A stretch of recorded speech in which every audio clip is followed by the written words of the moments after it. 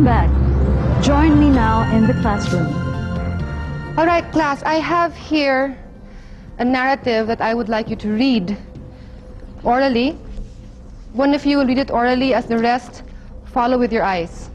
Right? Who would like to do that? Karina, can you do that for us? As soon as everybody has a copy.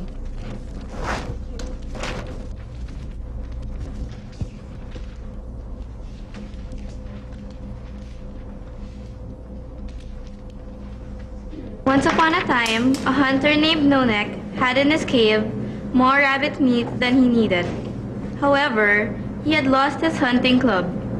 His neighbor, 12 Toes, happened to have 2 clubs but no meat. 12 Toes could have bopped the unarmed Nonek and taken his food, or both could have ignored the opportunity for an exchange. Instead, they squatted by the fire and haggled until they agreed on exactly how many rabbits were worth 1 club. That's how negotiation began. Thank you, Karina. You read very well. My next question would be, what's the subject matter of the whole text? Lisa. I'd say the narrative introduces the quite complex subject of negotiation. Very good. Thank you. And how did this paragraph begin? Chrissy? I believe the paragraph begins just like in fairy tales with the famous line, "Once upon a time." And how did the paragraph end? Irene? I think it ended with the origin of negotiation, which is also the central idea of the paragraph. It is in the line, that is how negotiation began. Okay, very good. Now, why would this paragraph end with a central idea? JP?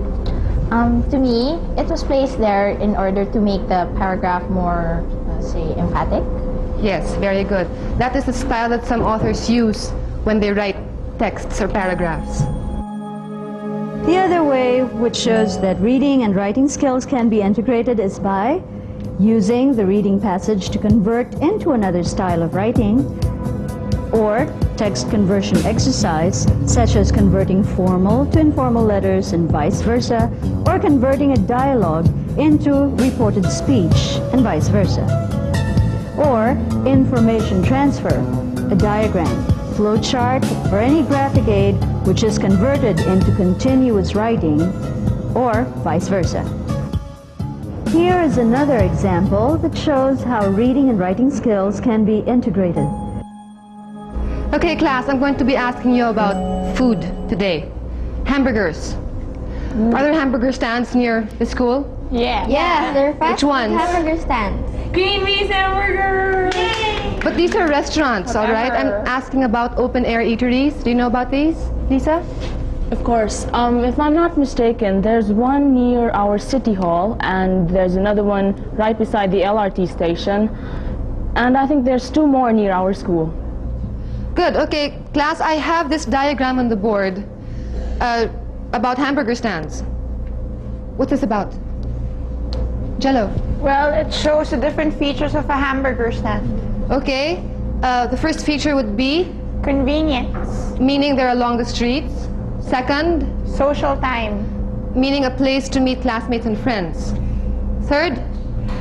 Industry. Industry, meaning stands are very numerous and they have many supplies required, and which means more manufacturing. All right? Fourth? Speed. You get your food quickly. Impersonality. Impersonality, nobody cares about you as a person when you eat at one, really. Next? Ingenuity. Meaning the stands are clever methods of business, okay? Efficiency. Which means that the buns are cut, hamburgers are made in advance, all right? And last? Economy. Which means it's inexpensive and no tipping. Thank you. So, what you can do now, you can break up into 2 groups, 5-5, and see how you can organize this information into a descriptive essay. Can you do that? Yes, ma'am. So, move.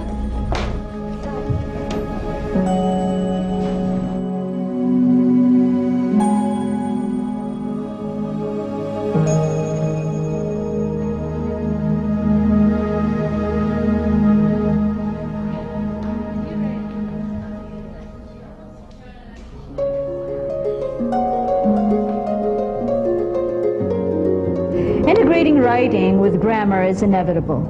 Grammar as a component of language enables your students to make meaning clear and precise. Grammar is an essential resource for writers in the process of shaping accurate and effective communication. To integrate grammar with writing, the following guidelines should be borne in mind. First, emphasize specific writing conventions that may help while students are drafting or revising particular types of writing. Next, use opportunities for publication to provide instruction in grammar and usage tailored to individual students. And lastly, let your students teach one another. Some of the most effective instructions in grammar can come from peer responses to student writing. What have you learned from this episode? We will give you the answer in a short while. Stay with us.